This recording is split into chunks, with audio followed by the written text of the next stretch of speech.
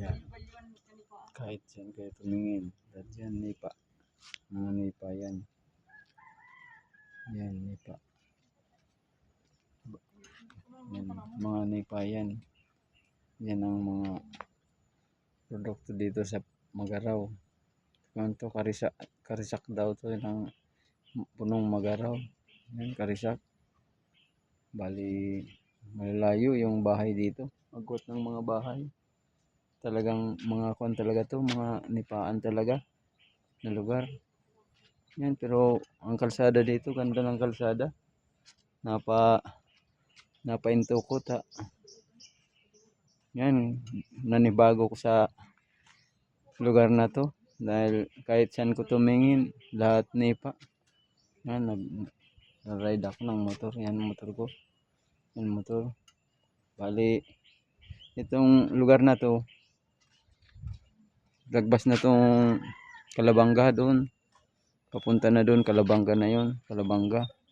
Medyo malayo-layo pa yung Kalabanga doon, malayo pa. Pero ngayon, pupunta ako ngayon, Kalabanga na ako magpupunta ngayon, doon sa Kalabanga. May pupuntahan ko doon sa Kalabanga. May tao ko doon na kakausapin. May importante kong pupuntahan doon.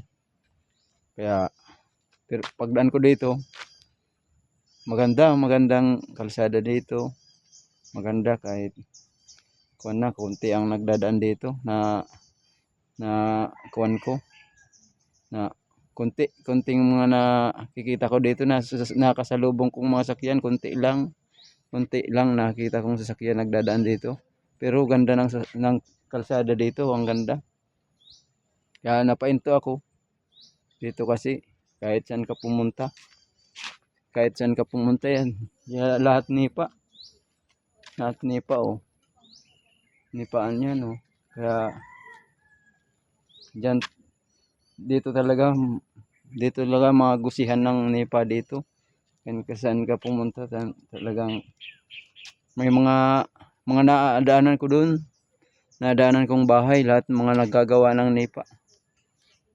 Lahat na nadaanan ko nagagawa ng nipa. Yan talagang popular dito na negosyo ng mga tao dito, magawa ng nipa. Saka balik may kuwan na sila, may mga suki na sila. Pagkagawa ng nipa, may suki na sila. Bali pinipick up na lang dito yung iba dinideliver na. Maganda to sa mga gustong magnegosyo, yung gustong magnegosyo ng mga nipa, gustong magnenegosyo kayo. Kung mayroon din kayong sasakyan, pwede pumunta na lang dito. Dito tinanong ko yung bili daw ng nipa 350 lang ngayon, 350 ang pabili ng, kung dito na bibilhin 350 lang. Pero kung sa mga sentro na, sa mga bayan-bayan na, baka mga 600 na yan, 550 na yan, kasi dadagdag naman yung sa tracking nun, yung pagbiyahe. Siyempre mga gasolina pa yun, kuwan pa yun sa mga manutong tahuhan. Siyempre yung madiskarga, kaya ipapatong na yun doon, medyo mahal na. Pero kung may mga sakyan man lang kayo, gusto kayong magpunta dito, magnegosyo, yan na, dito na kayo pumunta. Kung ngayon medyo mahal ngayon yung nipa 350 dito.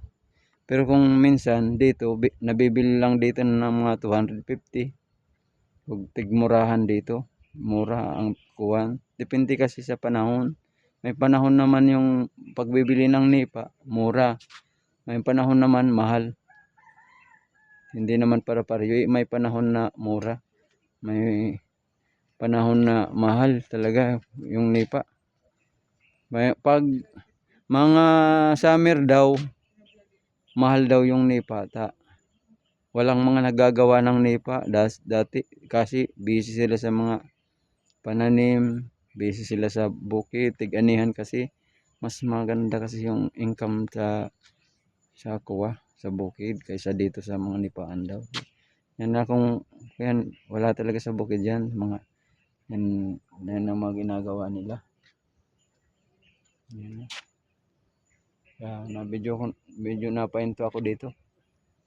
Napahinto ako, ganda ng kalsada dito. Maganda talaga dito sa Punong. Pag nakapunta kayo dito, pwede kayong dumaan dito. Kung pupunta kayong Calabanga, dito na lang kayo dumaan. Makikita pa ninyo yung mga view dito maganda. Dito sa Punong, makita niyo yung nipaan. Yan, yung mga, kahit saan kayo tumingin, may mga nagagawang nipa. Doon, yan, bali, malapit na yung Calabanga doon. Malapit na ang Calabanga.